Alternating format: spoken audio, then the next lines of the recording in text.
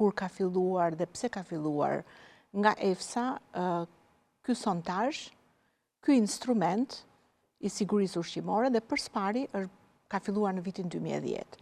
Djeti vitet 90, 99, 2000, smundja e lopës së çmendur, dioksina, të gjitha këto kanë qenë probleme të cilët kanë tronditur Bashkimin Evropian. Në 2010 ka nisur në BE? Po, për herë të parë. Po pra, që të mos e ngatrojmë me Shqipërinë. Jo, prandaj, për herë të parë ka nisur në 2010-ën.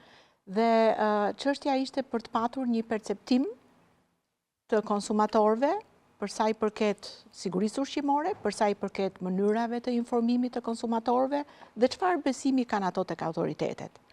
Dhe në vitin 2019, kur vërtet shumë gjëra ndryshuan edhe në strategjinë e komunikimit të EFSA-s në sajt të Eurobarometrit të parë, në 2019-ën, krahas vendeve të Bashkimit Evropian është përfshirë dhe Shqipëria.